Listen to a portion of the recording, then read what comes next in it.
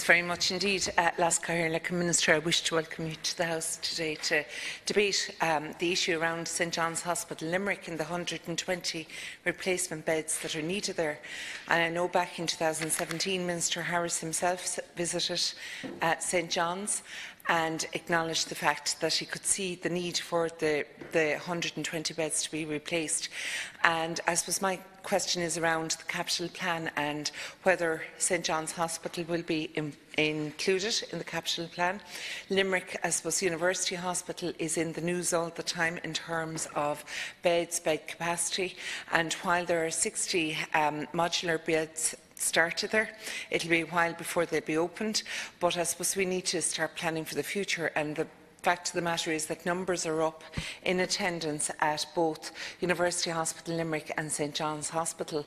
And while St John's Hospital at the moment is mainly dealing with minor injuries, and it's a minor injury clinic, they also do some day procedures, and if they could have the 120 replacement beds as permanent beds, they would be able to carry out more procedures and to deal with more small minor injuries.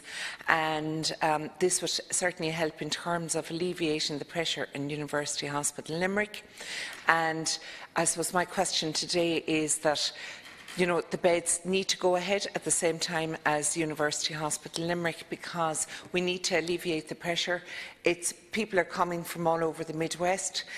Nina Hospital is now carrying out cataract operations and it's minor injuries, but we need St John's and the University Hospital Limerick, I suppose, delivering at full capacity to meet the needs of the Midwest. So thank you. Minister. Carly, first of all, I want to thank Senator Maria Byrne for raising this very important issue, and I want to commend you for your work as well in relation to driving this project, St John's Hospital, because I know you have a particular interest in it, and you're very committed to the people of Limerick. It also gives me the opportunity to outline to the House the position in relation to the proposed capital development plan of a 120-bed ward to replace the existing ward accommodation at St John's Hospital in Limerick. St John's Hospital is a Model 2S voluntary hospital within the University of Limerick Hospitals Group, covering Limerick, Clare and North Tipperary. The hospital currently has 88 inpatient medical beds and 10 beds for surgery, and also provides a medical assessment unit, a minor injuries unit and a 5-day surgery to the people of the region. I understand the current proposal is for a 120-bed replacement ward block, consisting of 4 units of 30 single rooms for inpatient ward accommodation. Progress in respect of these and all other capital projects are subject to the availability of capital funding. All healthcare infrastructure developments, including this development, must comply with the Department of Public Expenditure guidelines and EU directives, and will require a lead-in time to complete the various stages of public capital projects. These stages include appraisal, project brief, design feasibility, detailed design, some of which may overlap, the review of costing estimates and the finalisation of financing.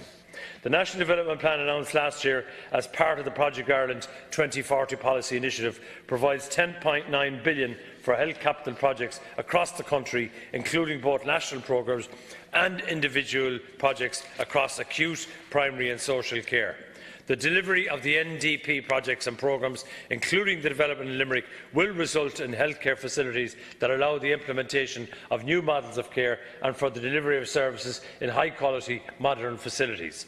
The revised health capital allocation in 2019 is €642 million for the construction and equipping of health facilities. The Department of the Health Service Executive are currently engaged in a process to finalise the HSE capital plan for 2019. In developing its capital plan for 2019 and future years, the HSE must consider a range of issues, including the expenditure that is contractually committed, the HSE's annual requirement in relation to meeting risks associated with clinical equipment, ambulances and healthcare infrastructure. The HSE capital plan will propose the projects that can be progressed in 2019, and beyond having regard to the available capital funding, the number of large national projects currently underway, the cash flow requirements attaching to each project and the relevant priority. Projects that are currently in construction and are contractually committed will not be affected.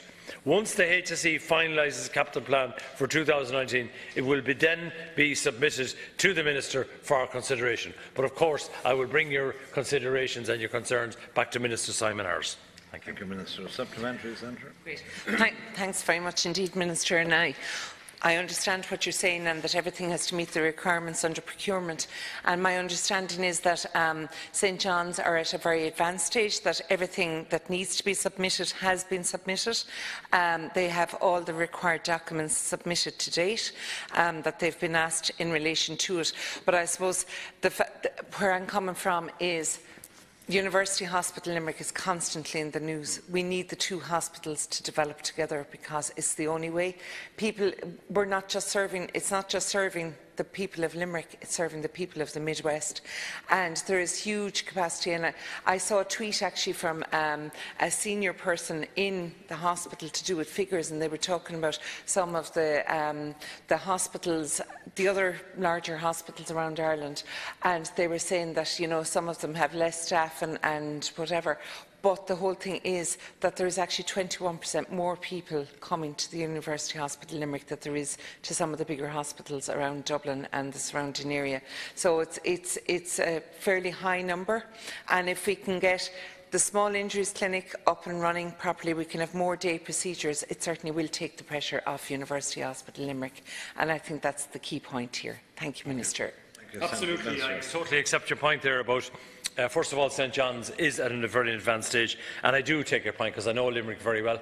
I spend a lot of time down there. I have a sister who lives in Limerick, so I'm quite aware that the fact that you need two hospitals, and that would take the pressure off as well.